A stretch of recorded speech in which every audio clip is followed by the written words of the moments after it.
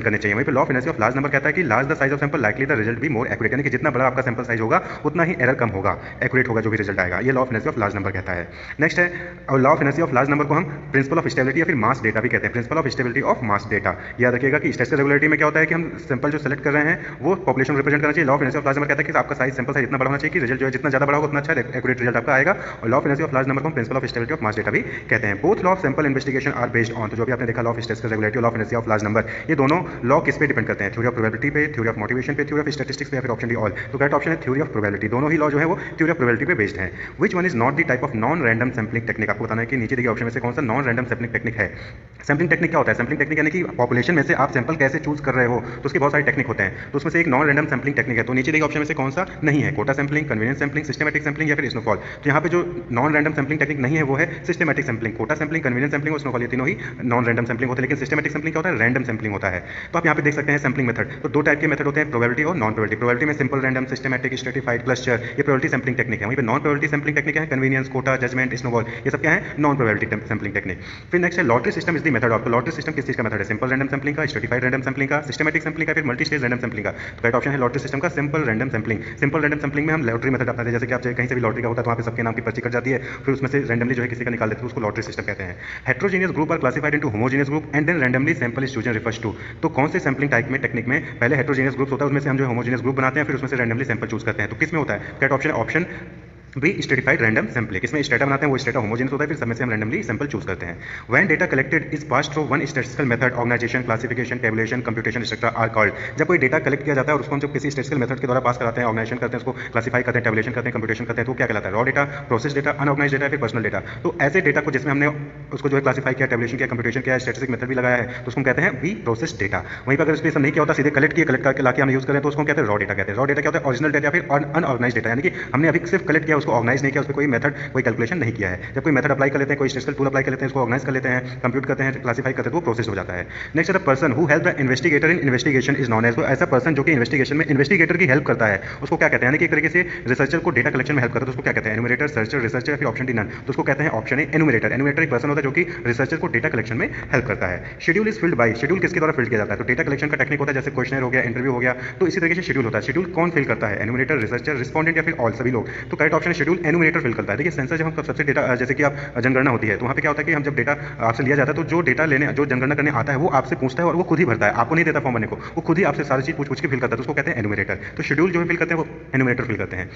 Next है question should have following number of question. कोई question है तो उसमें कितने नंबर ऑफ क्वेश्चन हो सकते हैं? 20, 40, 30, या फिर according to need of survey. तो बट अब ऐसी बात है कि क्वेश्चनर आपके नीड के अकॉर्डिंग होगा, आपके जैसा भी सर्वे है उसके अकॉर्डिंग आप क्वेश्चन रख सकते हैं। तो option D according to need of survey. Next है the data which are collected for the first time by the investigator are called. तो दो टाइप के डेटा होते हैं, एक प्राइमरी होता है, सेकेंडरी होता है। तो वो डेटा जो कि पहली बार इन्वेस्टिगेशन, फ्रेश डेटा कलेक्ट किया गया इन्वेस्टिगेटर द्वारा, फर्स्ट टाइम, पहली बार, इससे पहले कलेक्टेड नहीं था, उसको क्या कहते हैं? तो उसको कहते हैं primary data. Option A primary data. वहीं पे सेकेंडरी डेटा क्या होता है कि जो ऑलरेडी कलेक्टेड होता है। तो देखिए मेथड ऑफ डेटा कलेक्शन आप जानना जरूरी आपके लिए कि कौन कौन से डेटा कलेक्शन मेथड है। तो एक तो सेकेंडरी सोर्स के लिए डॉक्यूमेंट्स होते हैं, गवर्नमेंट पब्लिकेशन, अर्लियर रिसर्च जो पहले हुए हों, सेंसस है, पर्सनल रिकॉर्ड है, क्लाइंट हिस्ट्री है, सर्विस रिकॉर्ड है, यहाँ से आप सेकेंडरी डेटा कलेक्ट कर सकते हैं। वहीं पे प्राइमरी सोर्सेस हैं, जैसे ऑब्जर्वेशन, इंटरव्यू, क्वेश्चनर, आप ऑब्जर्व करके किसी को देख रहे हैं, चाहे वो पार्टिसिपेंट करके ऑब्जर्व कर रहे हो, चाहे फिर कहीं दूर खड़े होकर किसी को ऑब्जर्व करें। इंटरव्यू स्ट्रक्चर या अनस्ट्रक्चर मैनर में जैसे भी इंटरव्यू ले रहे हो। वहीं पे क्वेश्चन है तो मेल्ड क्वेश्चन आप मेल करके कर रहे हो, फिर कलेक्टिव क्वेश्चन आप जाके जो है डेटा कलेक्ट कर रहे हो। तो क्वेश्चनर, इंटरव्यू और ऑब्जर्वेशन प्राइमरी सोर्स है। वहीं पे सेकेंडरी सोर्स के लिए अलग अलग जो ऑलरेडी पब्लिश डेटा होते हैं वो सेकेंडरी सोर्स होता है। The list of all unit in A population is called. जो पॉपुलेशन में कितने लोग हैं उनकी पूरी जो लिस्ट होती है उसको हम क्या कहते हैं? जिसमें से हम सैंपल चूज करते हैं तो उस लिस्ट को क्या कहते हैं? सैंपलिंग फ्रेम, पैरामीटर्स, स्टैटिस्टिक्स, या फिर रैंडम सैंपलिंग। तो उसको हम कहते हैं option is sampling frame. Sampling frame यानी कि पॉपुलेशन में जितने भी लोग हैं उनकी जो लिस्ट होती है उसको कहते हैं सैंपलिंग फ्रेम। उसी में से हम फाइनली फिर सैंपल चूज करते हैं। Snowball sampling is used for data collection through. तो स्नोबॉल सैंपलिंग जो है वो डेटा कलेक्शन करने के लिए जो है यूज किया जाता है। कैसे? कनेक्टिंग रिलेशंस के थ्रू, स्मॉल पॉपुलेशन के थ्रू, रिप्रेजेंटेटिव, फिर ऑप्शन डी नन। तो देखिए स्नोबॉल सैंपलिंग क्या होता है? जैसे आप बॉल बनाते हो स्नो का, यानी कि बर्फ का, जब आप बॉल बनाते हो उसके बाद तोड़ देते हो तो उसमें बहुत सारे अलग अलग टुकड़े हो जाते हैं। तो स्नोबॉल सैंपलिंग भी कुछ इसी तरीके से क्या होता है कि एक से हमने दो के बारे में पूछा, दो से हमने चार से छह, इस तरीके से हम जो है एक ही रिस्पॉन्डेंट से अलग अलग रिस्पॉन्डेंट्स के बारे में हम जानते हैं। तो कनेक्टिंग रिलेशन होता है। Option A correct option. Snowball sampling में जो है डेटा कलेक्शन का कनेक्टिंग रिलेशन जो है मेथड यूज होता है। तो next approximation can be done by. तो अप्रोक्सीमेशन यानी अप्रॉक्स जो आप कहते हो, अंदाजा लगाते हो तकरीबन, तो कैसे किया जा सकता है अप्रोक्सीमेशन? एडिंग फिगर, यानी फिगर में ऐड कर दीजिए कुछ, डिस्कार्डिंग फिगर कुछ घटा दीजिए, टू द नियरेस्ट फिगर जो भी आसपास का एरिया वहां तक रख लीजिए, फिर ऑप्शन डी ऑल। तो तो अप्रॉक्सीमेशन हम ये तीनों मेथड से कर सकते हैं, adding figure, discarding figure to the nearest figure, ये तीनों मेथड से कर सकते हैं। अब सपोज करें कि 187.8 है, इसको ऐड करना है, इसमें एडिंग फिगर के जरिए करेंगे तो क्या करेंगे, इसमें ऐड कर देंगे तो विल बी 188.2 हमने ऐड कर दिया तो 188 उसको हम अप्रॉक्स कर सकते हैं। वहीं पे डिस्कार्डिंग फिगर आपका 187.7 है तो आप उसको 0.7 को डिस्कार्ड कर सकते हैं, हटा सकते हैं, तो उससे लिखेंगे क्या 187। वहीं पे टू द नियरेस्ट फिगर है तो 187.7 को आप चाहे 187 लिख लीजिए, फिर 180 हम करें राउंड ऑफ कर लिया, हमने 180 कर लिया, तो ये अप्रॉक्सीमेशन कहलाता है। सैम्पलिंग एरर में arise due to, sampling error जो होता है वो किस वजह से आ सकता है, एरर ऑफ ऑरिजिन की वजह से, एरर ऑफ इनएडिक्वेसी की वजह से, या फिर एरर ऑफ मैनिपुलेशन की वजह से, फिर ऑल, इन तीनों की वजह से। तो जो सैम्पलिंग एरर होता है यानी कि सैंपल चूज कर रहे हैं, सैंपल से डेटा कलेक्ट कर उसमें जो एरर होता है तो इन तीनों से ही एरर आ जाता है, ऑरिजिन की वजह से भी, इनएडिक्वेसी की वजह से भी, मैनिपुलेशन की वजह से भी। वहीं एक और एरर होता है error of interpretation, error of interpretation की जब हम उसमें कैलकुलेशन करते हैं, कुछ हम उसमें टेबुलेशन या कंप्यूट कर रहे थे तो उस वक्त भी जो है हो सकता है एनालिसिस हमने गलत तरीके से किया तो वहाँ से भी एरर आ सकता है। Error occur due to accident और बाई चांस रिफर्स टू, यानी कि कोई एक्सीडेंटली जो है एरर ऑकर हुआ है, बाई चांस एरर हो गया, जानबूझ के हमने नहीं किया, तो उस एरर को क्या कहते हैं, biased error, unbiased error, systematic error या फिर कांस्टेंट एरर। तो उसको हम कहते हैं अनबायस्ड एरर, यानी कि हमने जानबूझ के नहीं किया, एक्सीडेंटली और बाई चांस वो एरर हो गया है। Also known as compensating error, accidental और रैंडम एरर। अनबायस्ड एरर को हम कंपनसेटिंग एरर, एक्सीडेंटल या फिर रैंडम एरर के नाम से भी जानते हैं। वहीं पे बायस्ड एरर को हम कहते हैं सिस्टमैटिक एरर, कांस्टेंट, क्यूमुलेटिव या परसिस्टेंट एरर। बायस्ड एरर क्या होता है कि हमने जानबूझ के वो गलती की है, सिस्टमैटिक एरर कांस्टेंट, क्यूमुलेटिव या परसिस्टेंट एरर भी कहलाता है। Response error, prestige error, non response error, publication error are. ये जो रिस्पांस एरर या प्रेस्टीज एरर है, फिर नॉन रिस्पांस एरर है या पब्लिकेशन एरर है, पब्लिकेशन की टाइपिंग एरर हो गई, तो इस टाइप के एरर को हम क्या कहते हैं, तो इसको कहते हैं non sampling error. Correct option है ऑप्शन बी, रिस्पांस नहीं हुआ, प्रेस्टीज की वजह से हमने रिस्पांस नहीं, हमने रिस्पांस दिया ही नहीं, पब्लिकेशन यानी टाइपिंग में कुछ एरर हो गई तो उसको नॉन सैम्पलिंग एरर कहते हैं। वहीं पे सैम्पलिंग एरर क्या होता है, wrong data collection method, error while organisation या फिर एनालिसिस ऑफ डेटा, यानी कि जब हम डेटा कलेक्ट करते हैं तब हमसे कोई गलती हो गई, हम जो है डेटा को ऑर्गनाइज करते तब हमसे कोई गलती हो गई, एनालिसिस करते तब हमसे कोई गलती हो गई, तो उसको कहते हैं सैम्पलिंग एरर। नेक्स्ट है when estimated value subtracted from actual value, the difference is called. जब कोई एस्टिमेटेड वैल्यू जो है वो एक्चुअल वैल्यू से घटाई जाती है तो जो डिफरेंस आता है उसको क्या कहते हैं, एब्सोल्यूट एरर कहते हैं, एस्टिमेटेड एरर कहते हैं, फिर रिलेटिव एरर कहते हैं, फिर परसेंटेज एरर कहते हैं, तो उसको हम कहते हैं एब्सोल्यूट एरर। एब्सोल्यूट एरर मतलब कि actual value minus estimated value.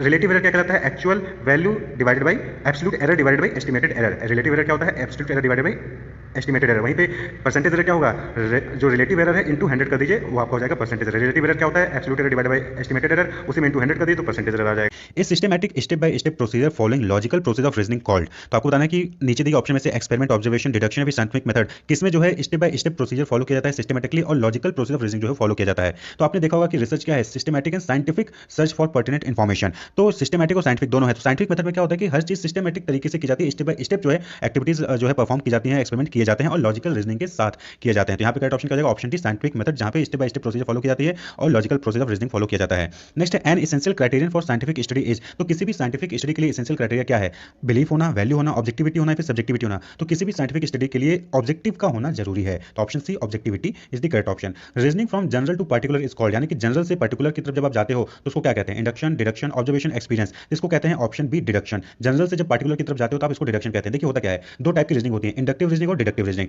तो इंडक्टिव रीजनिंग क्या होती है कि जब आप ऑब्जर्वेशन से, यानी कि आपने कुछ चीजें ऑब्जर्व की और उसके बाद जो है आपने उसके बेसिस पे कुछ जनरल प्रिंसिपल क्रिएट किया, तो इसको इंडक्टिव रीजनिंग कहते हैं, इंड्यूस हुए आप। ठीक है, जैसे कि आपने बहुत सालों से रिसर्च किया साइंटिस्ट ने, उसके बाद क्या पाया कि all organism are made of cells, सभी जो ऑर्गेनिज्म है वो सेल्स के बने हुए हैं। ये कैसे पता चला, ऑब्जर्वेशन के थ्रू, फाइंडिंग के थ्रू, जो कि बायोलॉजिस्ट ने सर्च किया। किसको क्या कहते हैं, इंडक्टिव रीजन। जैसे कि न्यूटन ने क्या किया कि सेब नीचे गिरा, उसके बाद उन्होंने उसको ऑब्जर्व किया, उसके बेसिस पर उन्होंने क्या डिराइव किया, न्यूटन्स लॉ ऑफ जो है ग्रेविटेशन लॉ जो है उसको उन्होंने डिराइव किया, जनरल प्रिंसिपल क्रिएट किया। डिडक्टिव रीजनिंग में क्या होता है कि उस जनरल प्रिंसिपल के बेसिस पे हम कुछ जो है कंक्लूजन डिराइव करते हैं। जैसे कि if all organism are made of cell, ये क्या है, जनरल प्रिंसिपल है। ठीक, तो अगर सभी ऑर्गेनिज्म सेल्स से बने हैं तो ह्यूमन क्या है, ऑर्गेनिज्म है, तो यानी कि ह्यूमन भी सेल्स का बना होगा। यानी कि हमने जनरल प्रिंसिपल से क्या किया, स्पेसिफिक चीजों पे आए। Reasoning flows from general to specific, general to particular. तो अगर जनरल टू पार्टिकुलर किसी चीज पे जाए तो डिडक्टिव रीजनिंग हो गया, पार्टिकुलर यानी ऑब्जर्वेशन से हम कोई जनरल प्रिंसिपल क्रिएट कर रहे हैं तो क्या होगा, इंडक्टिव रीजनिंग कहलाता है। नेक्स्ट है research undertaken for knowledge sake is, यानी कि ऐसा रिसर्च जो कि सिर्फ अपनी नॉलेज को इंप्रूव करने के लिए, अपनी नॉलेज को इंक्रीज करने के लिए जो है किया जाता है, तो उस टाइप की रिसर्च को क्या कहते हैं, pure research, action research, pilot study या फिर ऑप्शन डी सर्वे। तो यहाँ पे रिसर्च टाइप आपने अगर पढ़ा है तो आपने देखा होगा कि फंडामेंटल रिसर्च या बेसिक रिसर्च या फिर प्योर रिसर्च होता है जो कि सिर्फ नॉलेज को इंक्रीज करने के लिए वो कंडक्ट किया जाता है। तो ऐसे रिसर्च को क्या कहते हैं, प्योर रिसर्च। नॉलेज सेकिंग के लिए जो हम रिसर्च कर रहे हैं वो प्योर रिसर्च, जिसको हम बेसिक या फंडामेंटल रिसर्च भी कहते हैं। नेक्स्ट है example for fact finding study is, यानी फैक्ट फाइंडिंग स्टडी का एग्जांपल क्या है, pure research, survey, action research, long term research. तो करेक्ट ऑप्शन क्या हो जाएगा, सर्वे। सर्वे में हम क्या कहते हैं, डेटा कलेक्ट करके फैक्ट को फाइंड आउट करते हैं कि क्या फैक्ट है डेटा कलेक्ट करने के बाद, तो सर्वे के थ्रू किया जाता है। फैक्ट्स और information are analysed and critical evaluation is made in, यानी कि फैक्ट और इन्फॉर्मेशन जो आपने कलेक्ट किया है उसको एनालाइज किया जाता है और क्रिटिकल इवैल्यूएशन जो है बनाया जाता है, क्रिटिकल इवैल्यूएशन किया जाता है किसमें, सर्वे में, एक्शन रिसर्च में, एनालिटिकल रिसर्च में, भी पायलट स्टडी में। तो देखिए नाम से यहाँ पे क्लियर होगा, एनालिटिकल, एनालिसिस कर रहे हैं, तो यहाँ पे ऊपर क्या होगा, फैक्ट और इन्फॉर्मेशन एनालाइज। तो एनालाइज किसमें किया है, एनालिटिकल रिसर्च में किया जाएगा, तो option C is the correct option. Analytical research में फैक्ट या इन्फॉर्मेशन को एनालाइज किया जाता है, उसको चेक किया जाता है और क्रिटिकल इवैल्यूएशन किया जाता है फैक्ट और फिगर्स का। वहीं पे एक्शन रिसर्च क्या होता है, research conducted to find solution for an immediate problem. तो एक्शन उसको रिसर्च कहते हैं, एक्शन रिसर्च कहते हैं, यानी कि ऐसा रिसर्च जो इमीडिएट प्रॉब्लम, जो कोई अचानक से कोई प्रॉब्लम आ गई उसको सॉल्व करने की जब हम कोई रिसर्च करते हैं तो उसको क्या कहते हैं, एक्शन रिसर्च कहते हैं। एक तरीके का क्या होता है, अप्लाइड रिसर्च भी कहलाता है। नेक्स्ट है motivation research is a type of dash research. तो मोटिवेशन किस टाइप का रिसर्च होता है? Motivation research quantitative, qualitative, pure या फिर अप्लाइड। देखिए मोटिवेशन क्या है, ये क्वालिटेटिव है क्वांटिटेटिव है? क्वालिटेटिव है। तो मोटिवेशन रिसर्च क्या हो जाता है? Motivation research a type of qualitative research. Okay, next research related to abstract ideas और कॉन्सेप्ट इज, यानी कि कोई आइडियाज या कॉन्सेप्ट रिलेटेड जब आप रिसर्च करते हैं तो उसको क्या कहते हैं? Empirical research, conceptual research, quantitative research या फिर क्वालिटेटिव रिसर्च। देखिए क्वेश्चन में ये है कि एब्स्ट्रैक्ट आइडियाज और कॉन्सेप्ट के ऊपर रिसर्च करो तो क्या हो जाएगा? Conceptual research. Option B is the correct option. Concept theory पे आप जो रिसर्च करो। ये research which follows case study method is called, यानी कि आपको बताना कि कौन से रिसर्च में केस स्टडी मेथड जो है फॉलो किया जाता है। तो ऑप्शन ए है क्लिनिकल और diagnostic, casual, option C analytical या फिर ऑप्शन डी क्वालिटेटिव। तो देखिए क्वालिटेटिव में क्वालिटी हो गया, एनालिटिकल में एनालिसिस हो रहा है डेटा फैक्ट फाइंडिंग का, कैजुअल में जो है रिलेशनशिप आप जो है फाइंड आउट करते हैं। वहीं पे ऑप्शन ए है क्लिनिकल और डायग्नोस्टिक, यहाँ पे क्या होता है? केस स्टडी जो है मेथड फॉलो किया जाता है क्लिनिकल या डायग्नोस्टिक में, केस के अकॉर्डिंग जो है हम वहाँ पे ट्रीटमेंट देने की कोशिश करते हैं। तो ऑप्शन है क्लिनिकल और डायग्नोस्टिक। नेक्स्ट है research conducted in classroom atmosphere is called, यानी कि अगर कोई क्लासरूम में आप रिसर्च आप कर रहे हो तो उसको क्या कहा जाता है? फील्ड स्टडी, सर्वे, लैबोरेटरी रिसर्च या फिर एम्पिरिकल रिसर्च। देखिए फील्ड स्टडी सर्वे क्या है? ये सब बाहर जाके रिसर्च करते हैं। लैबोरेटरी रिसर्च क्या है? लैब के अंदर करते हैं, इसको क्या कहते हैं? क्लासरूम एटमॉस्फेयर भी कहते हैं। तो research conducted in classroom atmosphere is also called laboratory research. Next है population census is an example of dash research, यानी कि पॉपुलेशन सेंसस जनगणना। तो जब आप ह्यूमन पॉपुलेशन की जनगणना कर रहे हो, सेंसस करते हो, तो किस टाइप का रिसर्च का एग्जांपल है? सर्वे research, empirical research, clinical research या फिर डायग्नोस्टिक रिसर्च। तो देखिए पॉपुलेशन सेंसस में क्या करते हैं? डेटा कलेक्ट करते हैं सभी लोगों से, सभी पॉपुलेशन से, इसको क्या कहते हैं? सर्वे रिसर्च कहते हैं। तो आप टाइप ऑफ रिसर्च हम यहाँ पे देख लें तो टाइप ऑफ रिसर्च एप्लीकेशन के बेसिस पे, ऑब्जेक्टिव के बेसिस पे, टाइप ऑफ इन्फॉर्मेशन सॉर्ट, यानी कि कैसे इन्फॉर्मेशन चाहिए उसके बेसिस आप जो है क्लासिफाई कर सकते हैं। एप्लीकेशन के बेसिस पे अगर हम देखें तो प्योर रिसर्च होता है और अप्लाइड रिसर्च भी होता है। एप्लीकेशन के बेसिस प्योर रिसर्च जो कि आपने देखा कि नॉलेज से, सिर्फ अपनी इन्फॉर्मेशन को इंक्रीज करने के लिए हम उस रिसर्च को कंडक्ट करते हैं। तो प्योर रिसर्च को हम बेसिक रिसर्च से भी फंडामेंटल रिसर्च भी कहते हैं। वहीं पे अप्लाइड रिसर्च जो कि एक्शन रिसर्च, अप्लाइड यानी कि उस चीजों को हम किसी प्रॉब्लम को सॉल्व करने के लिए, चाहे वो इमीडिएट प्रॉब्लम हो चाहे आने वाली प्रॉब्लम, उसको सॉल्व करने के लिए हम रिसर्च कर रहे होते हैं। तो एप्लीकेशन के बेसिस पे। ऑब्जेक्टिव क्या है? ऑब्जेक्टिव के बेसिस पे एक्सप्लोरेटरी रिसर्च होता है, डिस्क्रिप्टिव रिसर्च होता है, कोरिलेशन होता है और एक्सप्लेनेटरी रिसर्च होता है। वहीं पे इन्फॉर्मेशन के बेसिस पे क्वांटिटेटिव और क्वालिटेटिव रिसर्च कहलाता है। नेक्स्ट है dash is a way to systematically solve the research problem. तो आपको बताना कि दिए गए ऑप्शन में से कौन सा ऐसा वे है जहां पे सिस्टमेटिकली प्रॉब्लम को, रिसर्च प्रॉब्लम को सॉल्व किया जाता है। सी है रिसर्च मेथोडोलॉजी। रिसर्च मेथोडोलॉजी क्या है? ये सिस्टमेटिकली तरीका है रिसर्च प्रॉब्लम को सॉल्व करने का। नेक्स्ट है research method is a part of. आपको बताना कि रिसर्च मेथड वो किसका पार्ट है? प्रॉब्लम का, एक्सपेरिमेंट का, रिसर्च टेक्निक है, फिर रिसर्च मेथोडोलॉजी का। तो देखिए रिसर्च मेथोडोलॉजी क्या है? ये वाइडर स्कोप है, वाइडर ब्रॉड स्कोप है। यहाँ पे क्या होता है? अलग अलग डिफरेंट प्रोसीजर टेक्निक्स जो यूज किए जा सकते हैं किसी भी रिसर्च प्रॉब्लम को सॉल्व करने के लिए, वो हम पढ़ते हैं। तो रिसर्च मेथड क्या हो गया? किसी एक स्पेसिफिक मेथड के बारे में बात हो रहा है। तो रिसर्च मेथड किसका पार्ट हो जाएगा? रिसर्च मेथोडोलॉजी का पार्ट हो जाएगा। Option D is the correct option. Identifying causes of a problem and possible solution to a problem is. तो अभी देखिए यहाँ पे आ गया, हमने पहले डिस्कस किया था कि क्या होता है कि जब हम किसी प्रॉब्लम के कॉज को आइडेंटिफाई करते हैं और उस प्रॉब्लम के लिए सॉल्यूशन को सर्च करते हैं तो उसको क्या कहते हैं? करेक्ट ऑप्शन है ऑप्शन भी डायग्नोस्टिक स्टडी। डायग्नोस करना, डायग्नोस मींस पहले हम प्रॉब्लम को आइडेंटिफाई करते हैं, कॉज को, उसके प्रॉब्लम के कॉज को आइडेंटिफाई करते हैं, उसके बाद उसके पॉसिबल सॉल्यूशंस को बताते हैं। तो डायग्नोस्टिक स्टडी, जैसे कि आप डॉक्टर के पास जाते हो तो आप बताते हो कि टिथ में पेन हो रहा है, तो आप पहले डॉक्टर डायग्नोस करता है कि एक्चुअली टिथ में पेन क्यों हो रहा है, फिर जब वो डायग्नोस कर लेता है उसके बाद उसका सॉल्यूशन वो बताता है। Which of the following is an example of primary data. तो देखिए डेटा दो टाइप के हैं, primary and secondary. Primary data वो डेटा जो कि पहली बार आप कलेक्ट कर रहे होते हो रिसर्च के लिए, वहीं पे सेकेंडरी डेटा जो कि ऑलरेडी मार्केट में कलेक्टेड है, किसी दूसरे ने कलेक्ट किया हो, आप उसको यूज करते हो। तो प्राइमरी डेटा का एग्जांपल कौन सा है आपको नीचे दिए ऑप्शन में बताना है। बुक, जर्नल, न्यूज़पेपर या फिर सेंसस रिपोर्ट। तो देखिए बुक, जर्नल और सेंसस रिपोर्ट ये तीनों ही क्या है? ये तीनों सेकेंडरी डेटा है, ये ऑलरेडी कलेक्टेड होते हैं इन्फॉर्मेशन। वहीं पे न्यूज़पेपर क्या है? ये करंट इन्फॉर्मेशन देता है और ये एक तरीके का प्राइमरी डेटा कहलाता है। Option C is correct option. Next है major drawback to researchers in India is. तो रिसर्चर्स के लिए मेजर ड्रॉबैक क्या है इंडिया में, यानी कि क्यों पीछे है रिसर्चर्स इंडिया में?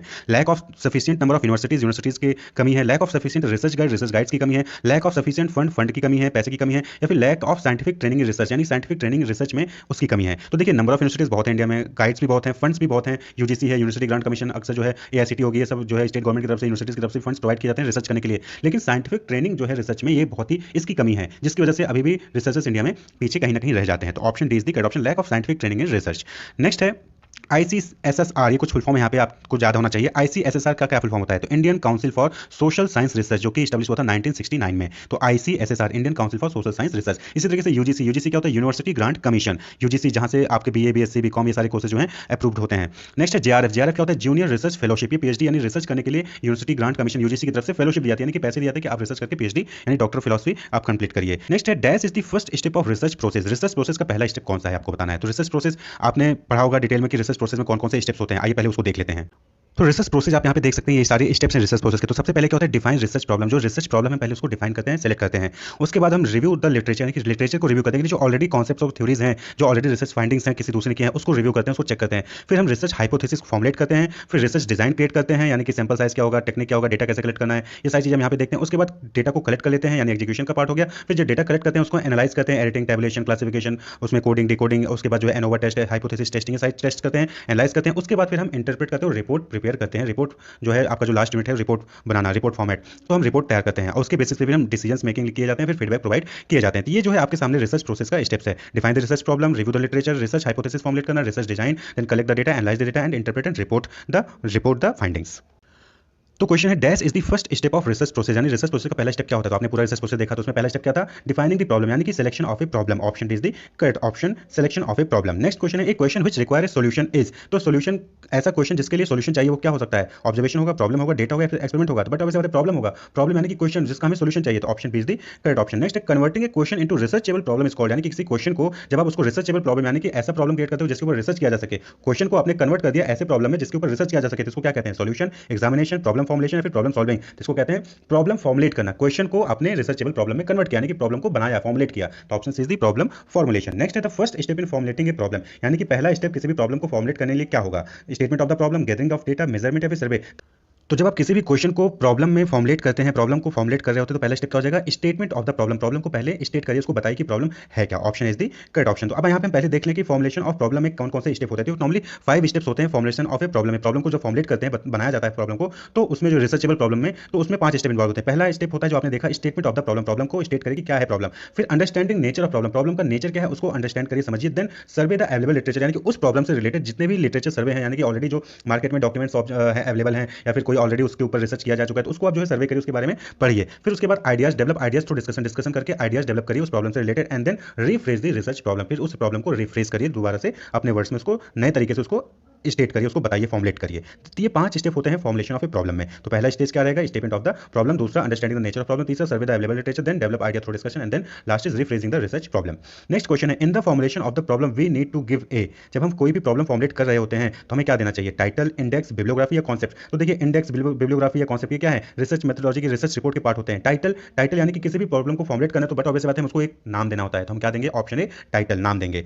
ए hypothesis which develop while planning the research. तो आपको बताना है कि जब हम रिसर्च को प्लान कर रहे होते हैं तो उस वक्त जो हम हाइपोथेसिस डेवलप करते हैं उसको क्या कहते हैं, null hypothesis, working hypothesis, relational hypothesis या फिर डिस्क्रिप्टिव हाइपोथेसिस। हाइपोथेसिस क्या होता है, टेंटेटिव स्टेटमेंट होता है जिसकी वैलिडिटी को हमें टेस्ट करना होता है, यानी कि जब हम कोई प्रॉब्लम उठाते हैं तो उससे रिलेटेड हम जो है कुछ हाइपोथेसिस, कुछ गेस करते हैं, कुछ टेंटेटिव स्टेटमेंट्स देते हैं, तो उसको टेस्ट करते हैं हम, जो आगे चल के ओवर टेस्ट लगाते हैं, हाइपोथेसिस टेस्टिंग करते हैं। तो यहाँ पे क्वेश्चन पूछा कि जब आप रिसर्च को प्लान कर रहे होते हैं तो उस वक्त जो हाइपोथेसिस आप डेवलप करते हैं उसको क्या कहते हैं, तो इसको कहते हैं ऑप्शन बी वर्किंग हाइपोथेसिस। इसको क्या कहते हैं, working hypothesis. When hypothesis is stated negatively it is called. जब हाइपोथेसिस को हम नेगेटिवली तरीके से स्टेट करते हैं, बताते हैं, बोलते हैं, लिखते हैं, तो उसको क्या कहते हैं, relational hypothesis, situational hypothesis, null hypothesis या फिर कैजुअल हाइपोथेसिस। तो देखिए हाइपोथेसिस 2 टाइप के होते हैं, नल हाइपोथेसिस और अल्टरनेट हाइपोथेसिस। तो जब हम किसी भी हाइपोथेसिस को नेगेटिवली स्टेट करते हैं तो क्या कहलाता है, नल हाइपोथेसिस कहलाता है। Option C.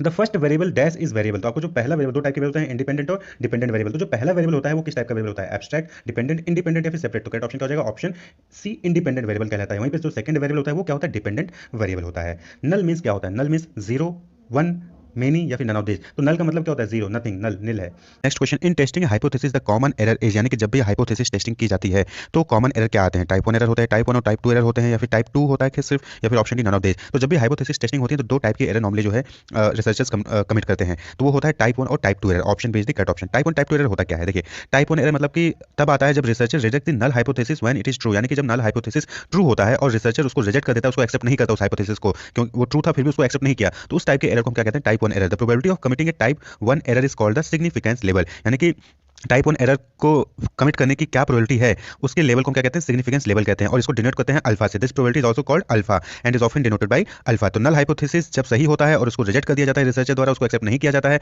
तो टाइप 1 एरर होते हैं। और कितने चांसेस हैं उस टाइप 1 एरर को कमिट करने की रिसर्चर द्वारा, उसको हम क्या कहते हैं, सिग्निफिकेंस लेवल, और इसको हम डिनोट करते हैं अल्फा से, टाइप 1 एरर को। वहीं पे टाइप 2 एरर क्या है, टाइप 2 एरर जब नल हाइपोथेसिस जो है गलत होता है, फॉल्स होता है, और उसको जो है रिसर्चर एक्सेप्ट कर लेता है, तो इस टाइप के एरर को हम क्या कहते हैं, टाइप 2 एरर। यानी कि नल हाइपोथेसिस गलत था लेकिन उसको रिसर्चर ने एक्सेप्ट कर लिया, तो उसको हम कहते हैं टाइप 2 एरर, इसको डिनोट करते हैं बीटा से। और probability of not committing a type 2 error is called the power of test, यानी कि टाइप 2 एरर जो है रिसर्चर कमिट नहीं करेगा उसकी क्या प्रोबेबिलिटी है, तो उसको कहते हैं पावर ऑफ द टेस्ट। तो टाइप 1 एरर अल्फा से डिनोट होता है, टाइप 2 एरर बीटा से डिनोट होता है। सिग्निफिकेंस लेवल का मतलब कि कितनी प्रोबेबिलिटी है कि टाइप 1 एरर जो है कमिट हो सकता है, यानी कि नल हाइपोथेसिस सही है लेकिन फिर भी रिसर्चर ने उसको एक्सेप्ट नहीं किया, रिजेक्ट कर दिया। टाइप 2 एरर में नल हाइपोथेसिस गलत था लेकिन उसको एक्सेप्ट कर लिया गया, टाइप 2 एरर होता है। नेक्स्ट है सर्वे इज ए डैश स्टडी। तो सर्वे किस टाइप की स्टडी है, डिस्क्रिप्टिव स्टडी है, फैक्ट फाइंडिंग स्टडी है, एनालिटिकल स्टडी है, फिर सिस्टमैटिक स्टडी है। तो देखिए सर्वे में क्या करते हैं, फैक्ट्स को फाइंड आउट करते हैं, डेटा कलेक्ट करते हैं, फैक्ट्स क्या है चीजें, उससे रिलेटेड डेटा कलेक्ट करके हम जो है फील्ड सेटिंग में जाके डेटा कलेक्ट करते हैं। तो that is option B fact finding होता है। Final stage in the research process, तो आपने रिसर्च प्रोसेस हमने प्रीवियस वीडियोस में डिस्कस किया है, पार्ट 1 पार्ट 2 में डिस्कस किया हुआ है, तो आप वहाँ पे देख सकते हैं। तो रिसर्च प्रोसेस में फाइनल स्टेज क्या होता है? Problem formulation, data collection, data analysis या फिर रिपोर्ट राइटिंग। तो करेक्ट ऑप्शन यहाँ पे है क्या कि फाइनल स्टेज रिपोर्ट राइटिंग होती है, रिपोर्ट बनाते हैं हम पुलिस, हमने जो भी रिसर्च किया उसकी एक रिपोर्ट तैयार करते हैं, वो फाइनल स्टेज होता है रिसर्च प्रोसेस में। तो option D is the correct option. देखिए रिपोर्ट राइटिंग में कंटेंट क्या क्या होता है ये इंपॉर्टेंट है, यहाँ से भी क्वेश्चन आते हैं, आपको पता होना चाहिए। तो देखिए नॉर्मली जो है रिपोर्ट राइटिंग को 4 सेक्शन में डिवाइड होता है। तो पहला जो सेक्शन होता है वो प्रीफेटरी आइटम होता है। Prefatory item is introductory item, introduction, यानी कि रिपोर्ट का टाइटल पेज हो गया, रिसर्च डिक्लेरेशन हो गया, सर्टिफिकेट हो गया जो भी सुपरवाइजर रिसर्चर गाइड से होते हैं, कॉलेज से सर्टिफिकेट अगर कोई मिला तो वो लगा दिया, एक्नॉलेजमेंट आप किसको थैंक यू बोलना चाह रहे हैं उसको दिए, फिर कंटेंट यानी जो टेबल ऑफ इंडेक्स होता है, list of abbreviation, list of table, list of figure या फिर लिस्ट ऑफ अपेंडिसेस या फिर अपेंडिक्सेस जो भी आपने अटैचमेंट लगाए हैं लास्ट में रिपोर्ट के, वो सारी की लिस्ट किस पेज नंबर पे कौन सा चीज अवेलेबल है, वो सारी चीज यहाँ पे टेबल ऑफ कंटेंट आप यहाँ पे शो करती है। ये सारे जो पेज होते हैं आइटम्स होते हैं रिपोर्ट में उसको क्या कहते हैं? प्रीफेटरी आइटम होते हैं। फिर चैप्टर पार्ट आता है यानी कि इंट्रोडक्शन होता है, फिर रिसर्च डिजाइन होता है, रिसर्च मेथोलॉजी होता है, फिर डेटा एनालिसिस होता है, फाइंडिंग हो गया, रिकमेंडेशन हो गया, सजेशन हो गया, लिमिटेशंस हो गया, ये सब चैप्टर पार्ट में आते हैं। वहीं पे जो थर्ड पार्ट होता है बिब्लियोग्राफी। बिब्लियोग्राफी में क्या होता है कि रेफरेंस ऑफ बुक्स, यानी कि जब भी हम कोई रिसर्च रिपोर्ट बना रहे होते हैं, कोई रिसर्च रिपोर्ट लिख रहे होते हैं, तो हमने बहुत सारी बुक्स को, जर्नल्स को रेफर किया होता है, तो उसका हम रेफरेंस लास्ट में देते हैं कि किस बुक को हमने रेफर किया हुआ है, तो उसको कहते हैं बिब्लियोग्राफी।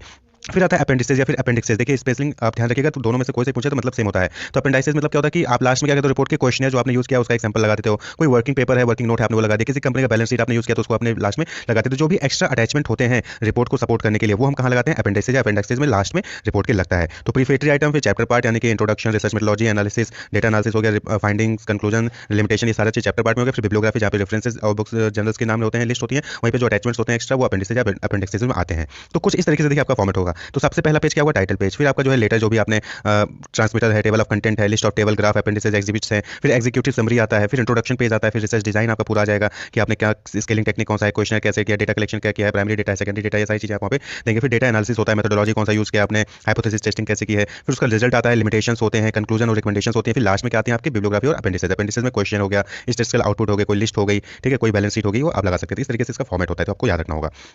नेक्स्ट है the report submitted when there is a time lag between data collection and presentation of the result is called, यानी कि इस टाइप का रिपोर्ट जहां पे एक टाइम लैग होता है, टाइम गैप होता है बिटवीन डेटा कलेक्शन में और उसके रिजल्ट के प्रेजेंटेशन में, तो उस टाइप की रिपोर्ट को हम क्या कहते हैं? Thesis, interim report, summary report या फिर ऑप्शन डी आर्टिकल। तो देखिए इंटरिम रिपोर्ट आपने नॉर्मली न्यूज में भी सुना होगा कि इंटरिम रिपोर्ट पेश किया जा रहा है। तो इंटरिम रिपोर्ट क्या होता है कि डेटा कलेक्शन चल रहा है, अभी फाइनल रिपोर्ट नहीं बनी है, उसमें अभी टाइम है फाइनल रिपोर्ट को सबमिट करने में, तो उस बीच में जब हम कोई रिपोर्ट प्रेजेंट करते हैं तो उसको कहते हैं interim report. Option B is the correct option. तो टाइम लैग जब होता है डेटा कलेक्शन और प्रेजेंटेशन में तो उस रिपोर्ट को कहते हैं इंटरिम रिपोर्ट कहते हैं। देखिए रिपोर्ट के टाइप्स कितने होते हैं? तो पहला होता है टेक्निकल रिपोर्ट। टेक्निकल रिपोर्ट मतलब कि is used to industry to communicate technical information, वो रिपोर्ट जहां पे टेक्निकल इन्फॉर्मेशन को कम्युनिकेट करने के लिए बनाया जाता है, ठीक है, जो कि हेल्प करता है डिसीजन लेने में, जैसे कि कौन सा जो है इक्विपमेंट सेलेक्ट करना है, परचेज करना है, या फिर कोई टेक्निकल प्रॉब्लम है उससे रिलेटेड सॉल्यूशंस फाइंड आउट करना है, तो उन सब में हेल्प करता है। तो टेक्निकल रिपोर्ट क्या हो गया? टेक्निकल इन्फॉर्मेशन कम्युनिकेट करता है। एक होता है बिजनेस रिपोर्ट। बिजनेस रिपोर्ट में क्या होता है कि वो आपको हेल्प करता है डिसीजन मेकिंग में लेने में, और रियलिस्टिक सिचुएशन जो भी होते हैं बिजनेस अपॉर्चुनिटीज में, जो भी थ्योरीज होती है, कॉन्सेप्ट्स होते हैं या फिर जो भी केसेस होते हैं, उनसे रिलेटेड चीजें वहाँ पे पब्लिश की जाती है वो बिजनेस रिपोर्ट्स में, और वो हेल्प करते हैं डिसीजन मेकिंग में, जैसे मार्केटिंग और मैनेजमेंट कैसे करना है, स्ट्रेटजीज क्या क्या हो सकती है, फाइनेंशियल इन्फॉर्मेशन जो भी होती है जिसके बेसिस पे डिसीजन दिया जा सकता है, तो उसको बिजनेस रिपोर्ट्स कहते हैं। वहीं पे एक आता है एब्स्ट्रैक्ट और एग्जीक्यूटिव समरी। तो एब्स्ट्रैक्ट या एग्जीक्यूटिव समरी क्या होता है? ये एक तरीके से पूरे रिसर्च रिपोर्ट को, जो बहुत से 300-400 पन्नों में होता है रिपोर्ट, उसका एक समराइज्ड फॉर्म होता है। Abstract is a brief summary of a research article. कोई भी रिसर्च पेपर है, रिसर्च आर्टिकल है, उसका ब्रीफ समरी होता है, थीसिस, रिव्यू, कॉन्फ्रेंस प्रोसीडिंग का, ठीक है। ये 200 से 300 वर्ड में पूरे रिसर्च को समराइज कर दिया जाता है, उसका ऑब्जेक्टिव, मेथड, डिस्कशन, कंक्लूजन, सब कुछ हम 200-300 में समराइज करते हैं, तो उसको कहते हैं एब्स्ट्रैक्ट या एग्जीक्यूटिव समरी। फिर आपने जो भी देखा क्वेश्चन में इंटरिम रिपोर्ट। इंटरिम रिपोर्ट क्या होता है? Research timing is log. जब क्या होता है कि रिसर्च लंबे समय तक चला होता है तो बीच में हम क्या करते हैं, एक रिपोर्ट तैयार करके पब्लिश करते हैं या प्रेजेंट करते हैं, तो उस टाइप रिपोर्ट को क्या कहते हैं? इंटरिम रिपोर्ट कहते हैं, ठीक है, before the final completion of the research. तो ये कुछ टाइप ऑफ रिपोर्ट थे। अब आता है नेक्स्ट क्वेश्चन बिब्लियोग्राफी में। तो बिब्लियोग्राफी अभी आपने देखा कि बिब्लियोग्राफी में क्या होता है? फुटनोट होता है, कोटेशन होता है, लिस्ट ऑफ बुक रिफर्ड होता है, फिर बायोग्राफी होता है। तो बिब्लियोग्राफी में लिस्ट ऑफ बुक रिफर्ड यानी कि रिपोर्ट कंडक्ट करने में, रिपोर्ट रिसर्च कंडक्ट करने में कौन कौन सी बुक्स को आपने, कौन कौन सी जर्नल्स को आपने रेफर किया है, उसकी लिस्ट को हम क्या कहते हैं? बिब्लियोग्राफी कहते हैं। Option C is the correct option. Next the first page of the research report is, तो अभी आपने देखा अपेंडिक्स, बिब्लियोग्राफी, इंडेक्स या फिर टाइटल पेज। तो फर्स्ट पेज क्या होगा? ऑप्शन डी टाइटल पेज होता है किसी भी रिसर्च रिपोर्ट का। Next in research report dash is used to acknowledge in depthness. तो रिसर्च रिपोर्ट में एक्नॉलेज इन डेप्थनेस को एक्नॉलेज करने के लिए क्या यूज किया था? बिब्लियोग्राफी, इंडेक्स, अपेंडिक्स या फिर फुटनोट। तो करेक्ट ऑप्शन यहाँ पे ऑप्शन डी फुटनोट। देखिए आप बहुत सारी बुक्स पढ़ते होंगे, बहुत सारी अपने रिपोर्ट्स पढ़ी होंगी, तो उसमें क्या होता है कि जहां जिस पेज पे भी होता है उसी पेज पे सबसे नीचे जो है कुछ रेफर कर दिया था, मेंशन कर दिया था, तो उसको क्या कहते हैं? इन डेप्थनेस को एक्नॉलेज करना, तो वो फुटनोट कहलाता है। नीचे किसी चीज को आप कंटेंट पढ़ रहे हैं, उस वर्ड के आगे 1 लिख दिया या ए बी लिख दिया, फिर आप उस नीचे फुटनोट में आ जाइए, उस ए बी का मतलब हो सकता है उसके में डिटेल्स में दी गई होती है, उसको कहते हैं एक्नॉलेज इन डेप्थनेस। नेक्स्ट है failure to acknowledge the borrowed material is called, यानी कि कोई भी आपने मटेरियल बोरोड किया, यानी किसी दूसरी रिसर्च से, किसी दूसरे बुक से जो है आपने यूज़ किया है और उसका जो है आप एक्नॉलेज नहीं देते हो, ठीक है, तो आप क्या होगा, एक्नॉलेजमेंट होगा, फुटनोट कहलाएगा, इंडेक्स कहलाएगा, प्लेगरिज्म कहलाएगा। तो अगर आपने एक्नॉलेजमेंट किसी दूसरे का मटेरियल यूज़ किया और उसको एक्नॉलेज नहीं किया तो ये कहलाता है प्लेगरिज्म। प्लेगरिज्म मतलब कि आपने चीटिंग की है। Take and use of other as one's own, यानी कि आपने किसी दूसरे का मटेरियल अपने नाम से यूज़ कर लिया तो उसको क्या कहते हैं, प्लेगरिज्म कहते हैं। A blueprint of research work is called, यानी कि किसी रिसर्च वर्क का ब्लू प्रिंट क्या कहलाता है, research problem, research design, research tool या फिर रिसर्च मेथड। तो रिसर्च वर्क का ब्लू प्रिंट क्या कहलाता है, research design. Option B is the correct option. Fact figure and other relevant material serving as a basis for a study is called, यानी कि fact figure और other relevant material क्या कहलाते हैं, सैंपल, मेथड, डेटा या theory. तो देखिए data में क्या होते हैं, फैक्ट्स होते हैं, फिगर्स होते हैं, अदर रेलेवेंट मटेरियल होते हैं जो कि बेस बनते हैं किसी भी स्टडी का, तो उसको क्या कहते हैं, डेटा। डेटा के बेस पे ही जो हम पूरी स्टडी करते हैं, तो करेक्ट ऑप्शन क्या जाएगा, option C data. There are mainly dash sources of data, कितने टाइप के डेटा होते हैं, सोर्सेज ऑफ डेटा कितने हैं, तो यहाँ पे आपको ऑलरेडी पता होगा, दो ही टाइप के डेटा होते हैं, primary data and secondary data. Correct option क्या है, option B two, primary and secondary data. ये प्राइमरी डेटा सेकेंडरी डेटा क्या होता है आपको अच्छे से पता होगा। The original source from which researcher collect information, तो आपको बताना है कि वो ओरिजिनल सोर्स कौन सा है जहाँ से रिसर्चर इन्फॉर्मेशन कलेक्ट करते हैं, primary source, secondary source, both primary and secondary, या फिर option D none of this. तो देखिए जो ओरिजिनल सोर्स है रिसर्च के लिए डेटा कलेक्ट करने का वो होता है primary source, option is the correct option. और सेकेंडरी सोर्स क्या होता है, सेकेंडरी सोर्स यानी कि data collected and compiled by other, किसी दूसरे ने डेटा कलेक्ट कर रखा है और कंपाइल करके रखा है, उसका यूज हम जब रिसर्च करने के लिए करते हैं तो उसको हम सेकेंडरी डेटा कहते हैं, सेकेंडरी सोर्स कहते हैं। जैसे रेडीमेड या रेडली अवेलेबल डेटा होते हैं, बहुत सारे जो बुक्स अवेलेबल होती है मार्केट, बहुत सारे पब्लिकेशंस अवेलेबल होते हैं, इंटरनेट पे आप चले गए वहाँ से आप डेटा ले रहे हो, तो वो सेकेंडरी सोर्स कहलाता है। तो आप यहाँ पे कुछ डिफरेंसेस हैं सेकेंडरी और प्राइमरी डेटा के बीच में जहाँ से क्वेश्चन पूछे जा सकते हैं, जैसे कि primary data is original in character, ठीक है, कौन सा डेटा ओरिजिनल होता है कैरेक्टर में, प्राइमरी डेटा। सेकेंडरी डेटा क्या, secondary data is not original. Collection of data is expensive, primary data को कलेक्ट करना एक्सपेंसिव होता है, वहीं पे सेकेंडरी डेटा को कलेक्ट करना लेस एक्सपेंसिव है, कम एक्सपेंसिव है, लेकिन प्राइमरी डेटा ज्यादा एक्सपेंसिव होता है। Primary data is in the shape of raw material, तो प्राइमरी डेटा जो होता है क्या, वो रॉ मटेरियल होता है, उसको आपको प्रोसेसिंग करके उसमें से इन्फॉर्मेशन निकालनी होती है। वहीं पे सेकेंडरी डेटा क्या है, वो ऑलरेडी फिनिश प्रोडक्ट के रूप में जो है आपको मिलता है, यानी कि सेकेंडरी डेटा पे ऑलरेडी जो है प्रोसेसिंग हो रखी होती है, आपको वहाँ से इन्फॉर्मेशन सीधे मिलती है। लेकिन प्राइमरी डेटा क्या होता है, रॉ मटेरियल होता है, उस पर आपको बहुत सारी एनालिसिस करनी होती है, उसके बाद आपको जो वहाँ से इन्फॉर्मेशन मिलेगी। Primary data is adequate and suitable, तो प्राइमरी डेटा क्या होता है, वो एडिक्यूट होता है, सुटेबल होता है, उस पर ट्रस्ट किया जा सकता है। लेकिन सेकेंडरी डेटा जरूरी नहीं है कि वो एम्पल हो या और वो अपोजिट हो, मतलब कि जरूरी नहीं कि वो आपके अकॉर्डिंग जो भी आपकी नीड है उसके अकॉर्डिंग आपका जो है डेटा कलेक्ट किया जा रहा है, वो इन्फॉर्मेशन दे रहा हो। It is original collected by the investigator, तो प्राइमरी डेटा होता है वो इन्वेस्टिगेटर खुद जो है ओरिजिनली कलेक्ट करता है। वहीं पे सेकेंडरी डेटा क्या होता है, जो भी अवेलेबल सोर्सेज होते हैं वहाँ पे जाके हम ऑलरेडी वो डेटा अवेलेबल होता है सेकेंडरी डेटा, तो वहाँ पे रिसर्चर जो है कलेक्ट नहीं करता बल्कि वहाँ से कंपाइल करता है।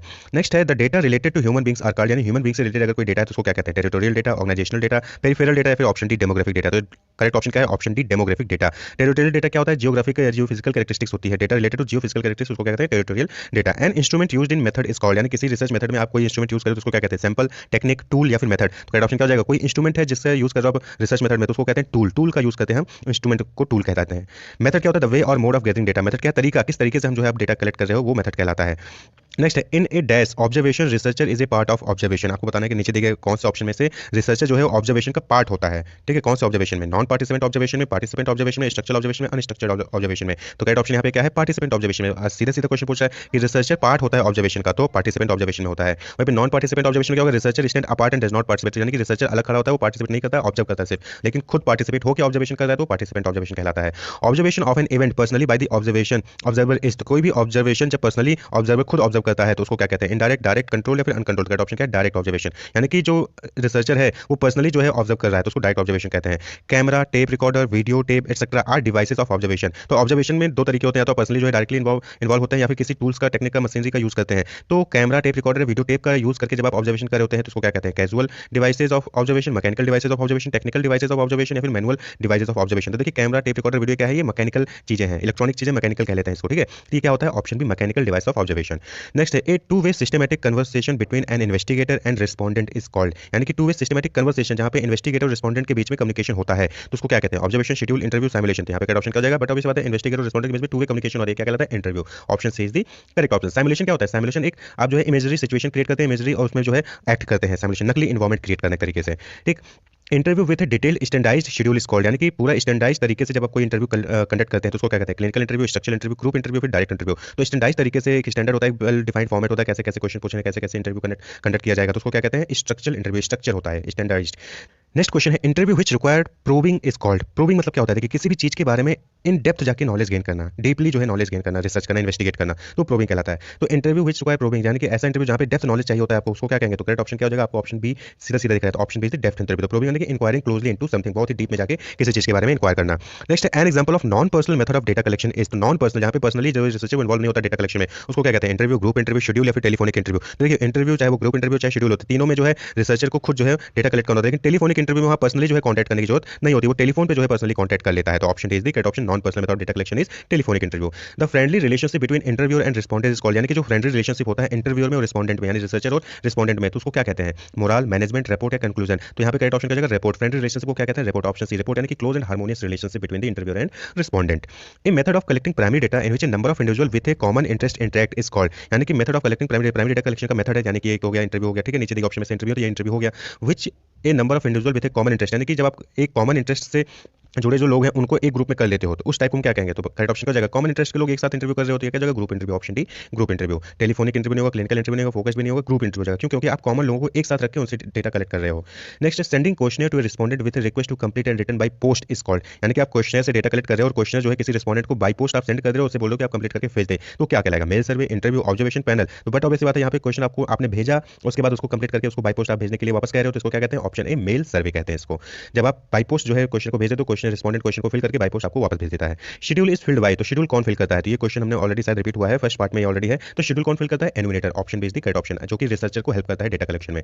नेक्स्ट है रिस्पोंडेंट। रिस्पोंडेंट कौन होता है? क्वेश्चनर इज फिल्ड, जो क्वेश्चनर को फिल करता है उसको हम रिस्पोंडेंट कहते हैं, ठीक। Question which allow only a few alternative way of answering is called, यानी कि ऐसा क्वेश्चन जो कि सिर्फ कुछ ही तरीके देता है आपको आंसर करने का, उसको क्या कहते हैं? ओपन एंडेड, अनस्ट्रक्चर्ड, स्ट्रक्चरल या फिर डायकोटोमस क्वेश्चन। तो करेक्ट ऑप्शन क्या है? Option C structural question. Structural question यानी कि वहां पे वेल डिफाइंड पहले से प्री डिफाइंड फॉर्मेट होता है, तो आपको उन्हीं में से आंसर्स करने होते हैं, आपको जो है अलग से कोई एक्स्ट्रा ऑप्शन नहीं मिलता है। ओपन एंडेड क्वेश्चन क्या हो गया? ओपन एंडेड क्वेश्चन मतलब कि आप ओपन है, आप कुछ भी बताइए, नो आपको कोई बाउंड्रीज कोई लिमिटेशन नहीं है। वहीं पे क्लोज एंडेड क्या हो जाता है कि आपको बाउंडेशन कर दिया जाता है कि आप बाउंडेड है, इन जो ऑप्शंस दिए हैं उन्हीं में से आपको कुछ बताना है। तो open ended, close ended question भी होते हैं। डायकोटोमस, मल्टीकोटोमस क्वेश्चंस भी होते हैं। तो डायकोटोमस क्वेश्चन क्या होता है? Question in only two alternative are possible, यानी कि ऐसे क्वेश्चन आप तो देखते होंगे जहां पे सिर्फ आपको दो ही ऑप्शंस मिलते हैं, तो उस टाइप के क्वेश्चन को क्या कहते हैं? डायकोटोमस क्वेश्चन। वहीं पे मल्टीकोटोमस क्वेश्चन क्या होता है? जहां पे आपको मल्टीपल ऑप्शन नहीं, दो से ज्यादा ऑप्शन मिलते हैं, 3 ऑप्शन 4 ऑप्शन, जैसे कि आपका एमसीक्यू एग्जामिनेशन, तो आप एमसीक्यू एग्जामिनेशन में 4 ऑप्शन दे रहे हैं, ये जो आपके सामने क्वेश्चन दिख रहा है क्या है? ये मल्टीकोटोमस टाइप का क्वेश्चन है।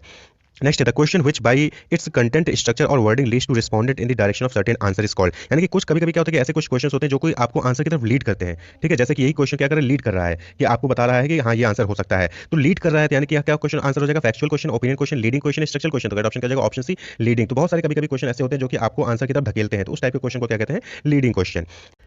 नेक्स्ट क्वेश्चन है aggregate of all unit pertaining to a study is called, यानी कि वो सारे यूनिट जिनके ऊपर स्टडी किया जाना है उसके एग्रीगेट को क्या कहते हैं? पॉपुलेशन और यूनिवर्स, यूनिट, सैंपल या फ्रेम। तो देखिए हम जो यूनिट के सारे यूनिट के ऊपर जिस पे स्टडी की जा रही है उसको क्या कहते हैं? पॉपुलेशन और यूनिवर्स। पॉपुलेशन और यूनिवर्स ही जो क्या कहता है? सभी यूनिट्स का एग्रीगेट कहलाता है, उन्हीं के ऊपर स्टडी की जा रही है। तो अब अलग बात है कि उसमें से हम सैंपल लेके स्टडी कर रहे हैं या फिर हम पूरे यूनिवर्स के ऊपर स्टडी कर रहे हैं। पूरे यूनिवर्स के ऊपर स्टडी कर रहे हैं, हर एक पॉपुलेशन हर एक यूनिट से डेटा कलेक्ट करके तो सेंसस हो जाता है। वहीं पे अगर हम सैंपल लेके करते हैं तो वो सैंपलिंग कहलाता है। ए member of the population is called, यानी कि किसी भी पॉपुलेशन का जो मेंबर होता है उसको क्या कहते हैं? एलिमेंट, सेंसस, सैंपल या ग्रुप। तो उसको कहते हैं ऑप्शन ए एलिमेंट। यहाँ पे क्लियरली आपको लग जाएगा सेंसस क्या है? सभी लोगों से डेटा कलेक्ट करना, सैंपल क्या है? छोटा सा पार्ट, ग्रुप क्या है? हिस्सा। लेकिन मेंबर ऑफ पॉपुलेशन, पॉपुलेशन के मेंबर को क्या कहते हैं? उसको कहते हैं एलिमेंट।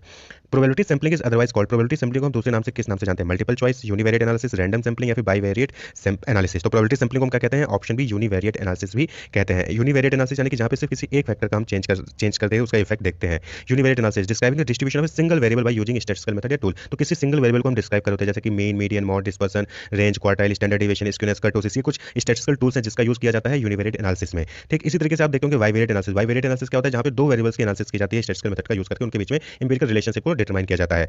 वहीं पे आता है मल्टीवेरिएट एनालिसिस, यहाँ पे क्या है? मल्टीपल वेरिएबल्स, यानी कि दो से ज्यादा, 3 4 उनके बीच में रिलेशनशिप को स्टैटिस्टिकल मेथड का यूज करके एग्जामिन किया जाता है। यूनिवेरिएट सिंगल, बाईवेरिएट 2 और मल्टीवेरिएट में 3 या उससे ज्यादा वेरिएबल का स्टडी का। An example of probability sampling is, तो एक प्रोबेबिलिटी सैंपलिंग का एग्जांपल कौन सा है? Quota sampling, snowball sampling, purposive sampling या फिर लॉटरी मेथड। तो देखिए एक प्रोबेबिलिटी सैंपलिंग का एग्जांपल पूछा तो कोटा नॉन प्रोबेबिलिटी होता है, स्नोबॉल नॉन प्रोबेबिलिटी होता है, पर्पसिव नॉन प्रोबेबिलिटी होता है, और ऑप्शन डी लॉटरी। लॉटरी क्या है? ये प्रोबेबिलिटी सैंपलिंग होता है। तो करेक्ट ऑप्शन क्या हो जाएगा? Option D lottery method.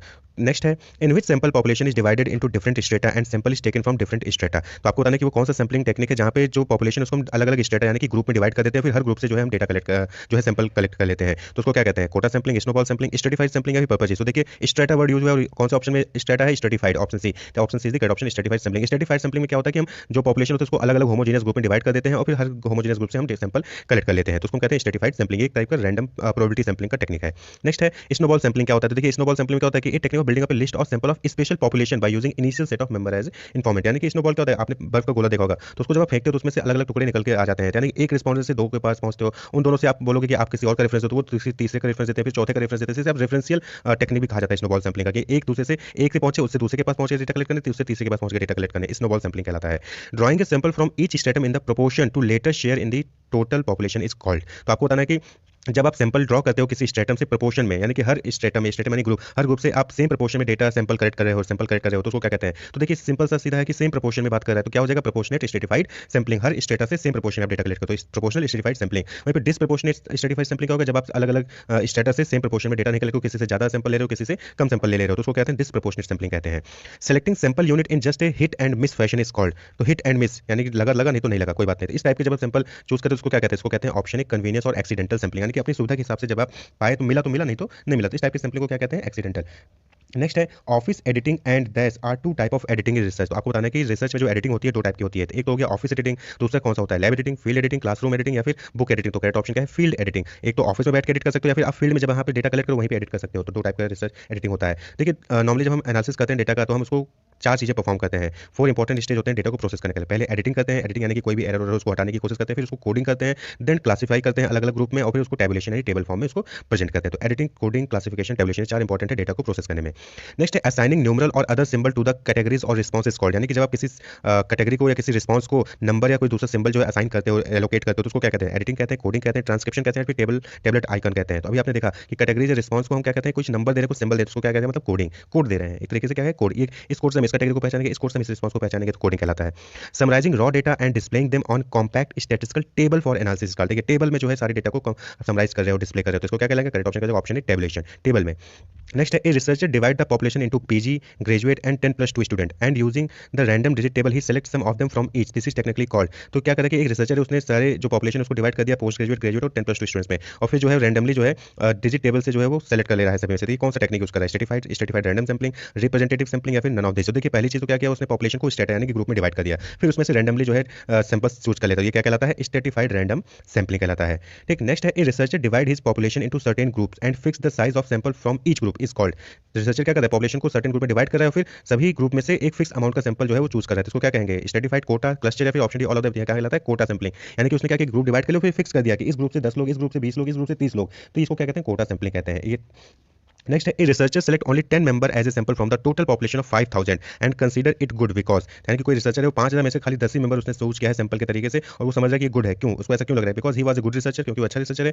He was guided by his supervisor, उसके सुपरवाइजर ने उसको गाइड किया है। The population was homogeneous, population homogeneous हो सकता है, यानी कि 5000 में से सारे के सारे होमोजेनियस, इसलिए उसने 10 लोगों से डेटा कलेक्ट कर लिया, फिर option D all of this. तो नॉर्मली क्या होता है कि जब पॉपुलेशन होमोजेनियस होता है तो हम कम सैंपल भी ले लें तो चलता है। तो 5000 में से हमने सिर्फ 10 ही मेंबर लिया, इसलिए क्योंकि 5000 के लोग जो है वो सबके सब क्या है? होमोजेनियस है। तो ऑप्शन क्या है? Option C, the population was homogeneous, इसलिए रिसर्चर ने 5000 में से सिर्फ 10 ही लोग को चूज किया है। Which technique is generally followed when the population is finite. जब पॉपुलेशन फाइनाइट होता है तो कौन सा टेक्निक यूज किया जाता है? Area sampling technique, purposive sampling technique, systematic sampling technique या फिर option D none of them. यानी कि जब आपको पता है कि हाँ पॉपुलेशन इतना ही है, नंबर आपको पता है, तो उसमें उस केस में कौन सा यूज करते हैं? तो उस केस में नॉर्मली हम सिस्टमैटिक सैंपलिंग टेक्निक यूज करते हैं। यानी कि इसमें सिस्टमैटिक सैंपलिंग में क्या होता है कि पहला सैंपल जो है हम रैंडमली चूज कर लेते हैं, उसके बाद हर एक इंटरवल पे हम जो है सैंपल को चूज कर लेते हैं। तो ये पॉपुलेशन से फाइनाइट होता है नॉर्मली तब इसको यूज करते हैं। A statistical measure based upon the entire population is called parameter, while measure based upon a sample is known as. तो कोई एक स्टैटिस्टिकल मेजर है, डिफरेंट डिफरेंट टेक्निक्स होते हैं, तो स्टैटिस्टिकल मेजर जो कि पॉपुलेशन पे डिपेंड करता है उसको पैरामीटर कहते हैं। वहीं पे वो स्टैटिस्टिकल मेजर जो कि सैंपल पे डिपेंड करता है उसको क्या कहते हैं? सैंपल पैरामीटर, इन्फ्लुएंस, स्टैटिस्टिक्स या फिर option D none of this. तो जो सैंपल पे डिपेंड करता है उसको हम कहते हैं statistic. Option C is the correct option.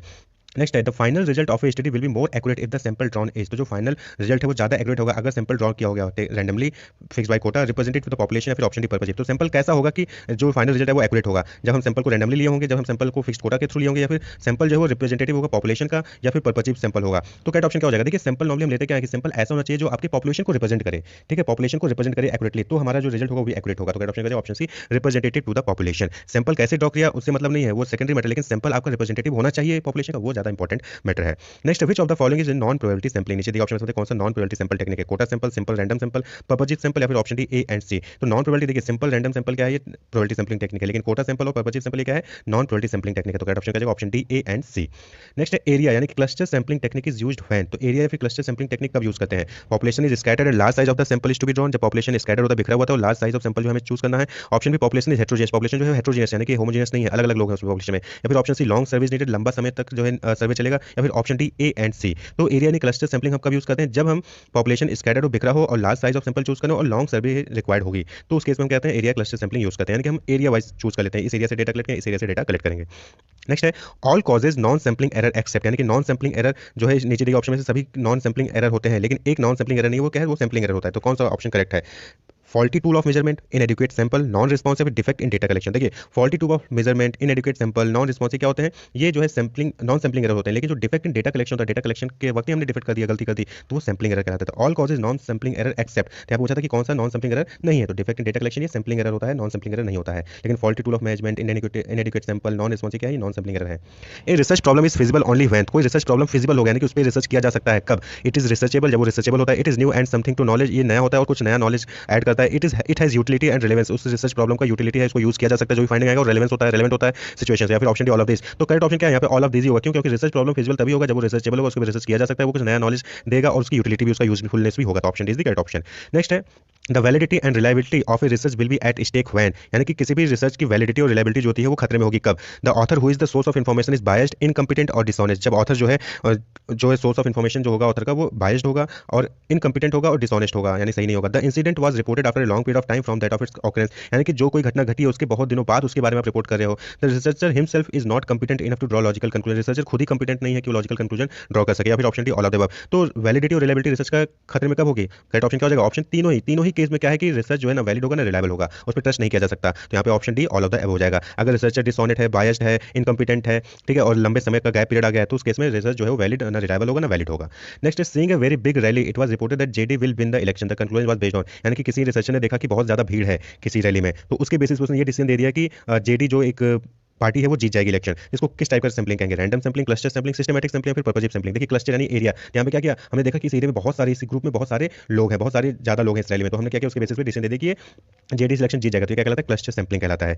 A researcher want to study the future of the Congress in India, कोई रिसर्चर है वो कांग्रेस का फ्यूचर इंडिया में जानना चाहता है, तो for the study which tool is most appropriate for him, तो उसके लिए कौन सा एप्रोप्रिएट टूल होगा, कांग्रेस की फ्यूचर क्या होगी इंडिया में, इसको जानने के लिए कौन सा टूल ज्यादा बेटर होगा, क्वेश्चनर, शेड्यूल, इंटरव्यू और फिर रेटिंग स्केल। तो देखिए कांग्रेस का फ्यूचर क्या हो सकता है इंडिया में जानने के लिए, इसको आपको ज्यादा से ज्यादा लोगों तक जो है इन्फॉर्मेशन लेनी होगी, तो करेक्ट ऑप्शन हो जाएगा ऑप्शन है क्वेश्चनर। क्वेश्चनर के थ्रू जो है यहाँ पे जान सकते हैं कि कांग्रेस का फ्यूचर इंडिया में क्या हो सकता है, इसके लिए बेस्ट टूल कौन सा होगा, क्वेश्चनर होगा।